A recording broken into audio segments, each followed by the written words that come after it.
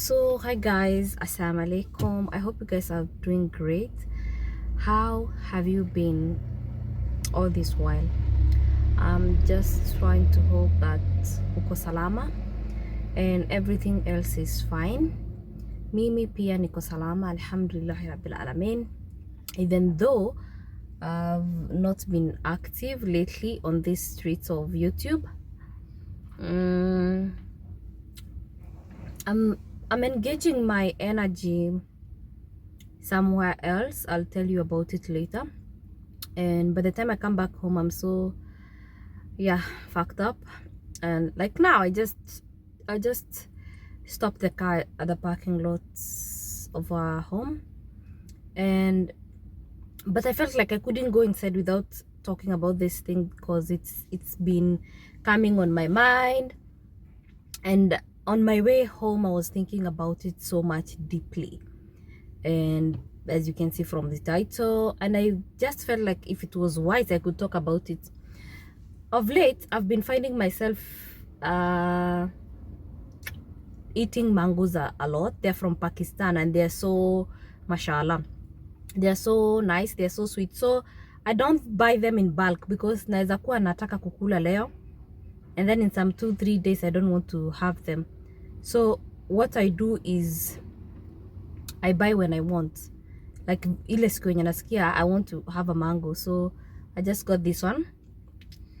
And it's so yummy. So leo nataka kuongelesha wasichana ama any single parent.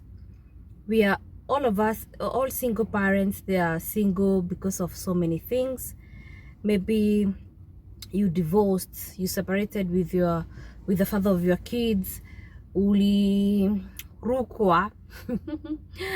Maybe your husband is deceased, on so many things that makes us single parents, but doesn't say that because we are single parents that's the end of the life. Apana,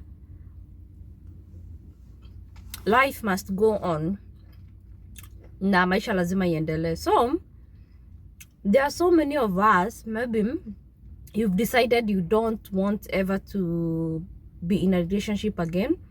Like you don't want to go back to dating, you don't want ever to get married again, or you're not yet married because of so many reasons. But the society out there, they're putting pressure on you, like a lot of pressure, a lot of unnecessary pressure. And most of us, we succumb to these pressures. Like you find kalas, you've succumbed because why? You want to live on what society feels like it's okay. Society wants you to rush things because they feel like, hey, like unazeeka. Like for us Kikuyus, guy, when you hit that mirogoyo that without like having a kid or not getting married, or you are divorced and you're not showing any signs of someone following you somewhere, hey, they will start sending your aunties like, hey, pena eka guthiaga atia kawagetewa igire ndukona mundu ungi kawagetewa igire ndukahika, and so many things like that. I'm apologize because nimesimama nje and we have a construction somewhere here, so there's a lot of noise for the big vehicles turning and passing by. So the society gives you pressure. Your friends start telling you, hey, why are you so single?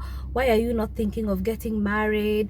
Why? And also, if you're not very careful, it's very, very easy to succumb to this pressure. It's very, very easy to succumb because, like, you see, oh my God, like me, I'm turning 32. Oh, my friends at the age of 32, they have 5 kids. At the age of 32, they are married. They have this, they have that. But there's some things at my age they don't have.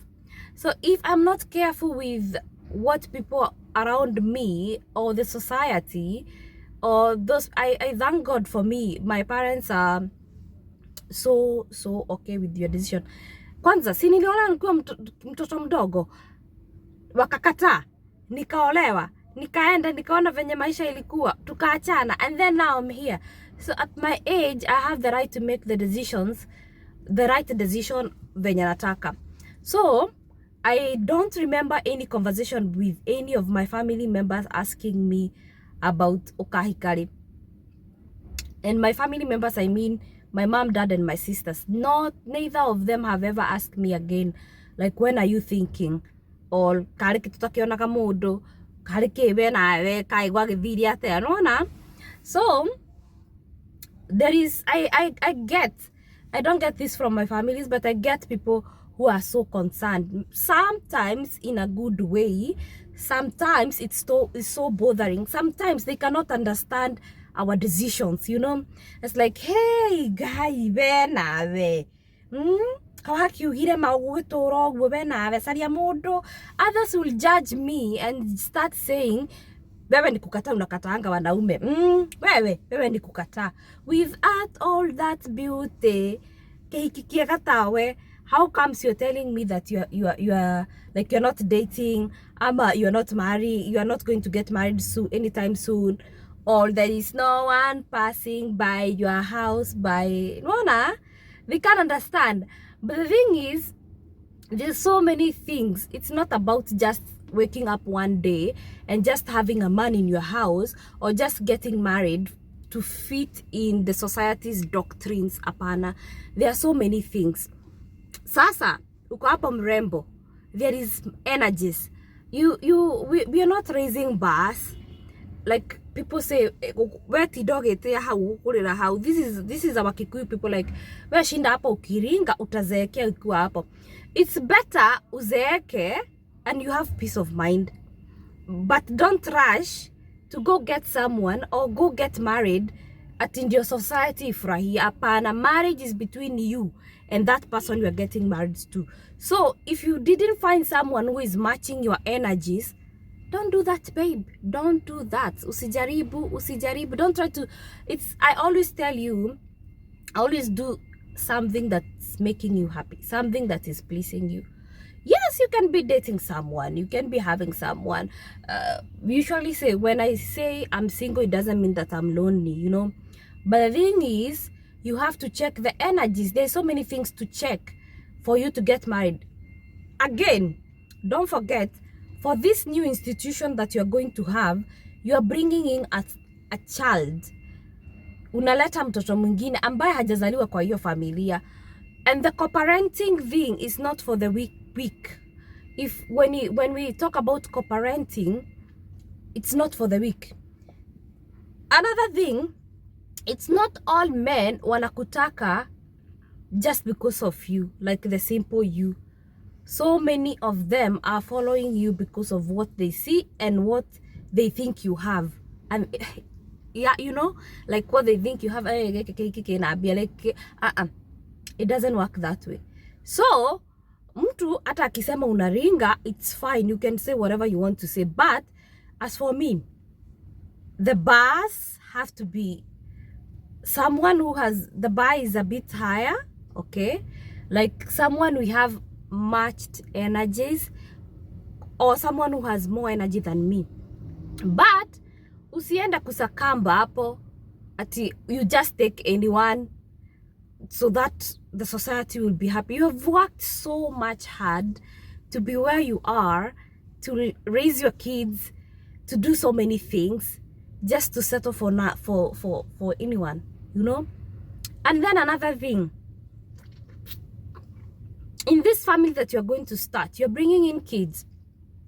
Maybe you find probably someone that you're going to meet has never married, has never had kids. So it's not something that is going to be easy. It's not something that you just wake up one day and things will start working and flying and being good and stuff like that. No. Allahu Akbar, Allah. So sorry for that. We have to respect Adhan. I have just finished my kemango. It's Adhan Maghrib and we have to respect that. So as I was saying, I'm not advising, I'm not siwatupi, you know, like, oh, tika na inake unuko tiaratu te. when you have kids and when you start thinking about family relationship and stuff like that, you have to go deep in your mind, okay? Think about the kids. Stop being selfish, okay? Remember these kids are remember these kids, this guy, before he gets into your kids, pia ni kazi that you have to work. Ni kazi na si kazi kidogo, ni kazi ngumu, introducing someone to your kids. And you know, and then you have to be sure, si ate mwanaume o mudrume ukile, every man that comes in your life you introduce them to your kids. Apana, you have to do some homework yourself, fall in love, chunguza. When you ukifika na uko usikie, I'm guaranteed this is the one, this is the time you introduce the kids to this new man, because it's si mambo rahisi. Kitu ingine, don't succumb to watu wenye wanakwambianga ate unafaa uzayo, utazeeka, angazaa mtoto mwingine, angazaa tu hata kama utaolewa, agadu ndugatikere. Usikubali, because huyo mtu anaku they are pushing you to get those kids, they are pushing you to get married, they're pushing you to do all these things, but you'll never be there. They're like, okay, when things go bad, they'll be like seated somewhere and watching her. See, we told you she cannot manage. See, we told you that see, we told you no agasiaro you know, things like that. And then kitu ingine, ukifikiria kuzaa huyo mtoto ndio ati miaka isiende sana, do you sit down and think about huyo mtoto? Because utakuwa you're doing that sio kwa sababu ati unataka, you're doing that to please the society and to kukimbiza miaka, but you didn't sit down and think how selfish you are to that baby that you've umezaa. And maybe you cannot be able to explain to huyu mtoto akikuwa mkubwa ama akikuuliza baba yake, or it will be so hard to tell your baby, this is what happened, nilikuzaa kwa sababu nilikuwa nazeeka na watu walikuwa wanaongea. So it's so selfish, it will be so selfish of you. And in the society that we are living in, our kids, watoto wenye tunazaa si kama sisi venye tulikuwa dumb. Like kuna vitu siwezi uliza mama yangu, like why did you, like for instance, kama mimi na sister yangu tunafuatana so sana. Okay, me, I'm free with my mom, but you know, there's some questions that we cannot ask, like why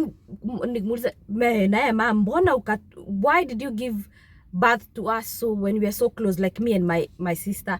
Like I can for me now, like I can comfortably ask that. But you know, there's some questions that we cannot ask the kids when you're tunazaa, the kids when you're tukawakosa atakuuliza like, mom, you haukuolewa, how comes uliniza, how did it go? Like all these questions they will ask you because they are curious, they want to know where they're coming from, wanataka and it's their right, it's so good. So for me, kama donahika ujaolewa na mtu, don't be selfish, kaa hapo, when God's timing is the best, utazaa huyo mtoto, atakupea huyo husband, and he will grant you the wishes of your heart. For sure, si kila mtu anapenda kukaa peke yake. You want to come home to someone, unataka kuja upike mkule sawa pamoja. You want to come and like ukianika tuguatua kwa hivyo unaanikanisha na tushati wa mtu. Hakuna mtu anachukia hiyo maisha. It's beautiful when you are with the right person. You get me? When you're with the right person, that life is so nice. Si kama venye nimekula kiebeke yangu hapa kwa gari, tungeenda tukatane, we eat half, we share, you know, things like that, you know. How will someone will ask you, umeshinda aje babe, and stuff like that. Everyone wants this, but let it happen with the right person, not because the society is on your neck. Society will never be there when everything is breaking apart, but they will be there to give you unnecessary pressure, because it's so unnecessary. They will be there to give you unnecessary pressure and stuff like that. But do the things that you want to do for yourself, not for other people. Invest for your kids. Fanya kazi kama mwenda wazimu. Get everything, like everything, so that when that person comes to your life and I'm like, hey bro, umekuja, sisi, we are set, like we are okay. without you tuko sawa. Expectations zero. Usikuwe na mtu ati kwa sababu anakulipia bills. Ado anmema dharau muno. Ukiona mtu anakubaia, anakulipia bills, sijui anakufuelia, amekununulia gari na hata ijaandikwa jina yako. Anakuambia atakubaia nyumba na hata work habibti, fanya kazi, kuwa na vitu zako, so that huyu mwanaume akikukuta you are a single mom, you have 2 kids, you have 1 kid, you have how many kids, uko stable, so hakuji kubadilisha anything in your life, hakuji make like your life more better. You're already settled, and with or without him maisha inaweza kuwa inaendelea. Are we together? How gusi na tuanita niraginya hado haliko ufanye kazi na mikono yako, because tena huyu ni mtoto wa mtu. By the way, this guy is someone's son. There's no way hajawahi kuwa na watoto. You've just met, maybe your age mates. Kama mimi, my age mates, they don't have, hawana mtoto anatoshana na mtoto wangu. My son is so big, so my age mates maybe hata wajaoa, probably someone between 30 and 40. By the time tupatane hajai kuwa na watoto, and then niolewe na mtu na niko na mtoto wako secondary mwana wakwa, and then you start giving him responsibilities of someone who is in high school. It doesn't work that way. Niyakute, let him come and find that life was still working, you know. And even just in case you get other children with him, it won't be a burden to you, and it won't be a burden to him, because that's like Mimi, my own family, this guy, his own family, and my son has another family. No. So it's not that something easy. You just wake up today and say, oh, no. Work. Fanya kazi kama mwenda wazimu. Ule mwanaume atakuta uko sawa. You just go. Yani mtaendelea tu from where you are. Like haujakaa hapo umegojea mtu akuja kubadilishia life, hapana. He will find you uko sawa, everything is fine. You will just fly from where you mali uko, like somewhere, some mali poa, you know. And that is it. So society pressure isi kufanya you make some stupid, because these are stupid decisions. Stick to timeline. See ya mtu, timeline ya God. You can get married at 60, at 50, at whatever time you want to get married, but with the right person. Tena usizae mtoto flaisha, you make the society happy and then be selfish to this baby. Think. Be wise. Society achana now. They will judge you when you're doing the right thing. They will judge you when you're doing the wrong thing. They will judge you each and every day. Now you can't make people happy. It's all about you. It's all about your future. It's all about your kids and your happiness. And your happiness comes first. So let me stop ranting. Giza isha ingia. I can't continue recording this anymore. And then I've stopped the car and the heat. Iko sana. So let me just go. We will see each other soon. Please tell me what's your opinion on this thing. Niambie tu unaona aje, amae, you know, it will be accepted. Hapo tu kwa comment section. So much love and God bless you. See you soon inshallah. Masalama. I love you.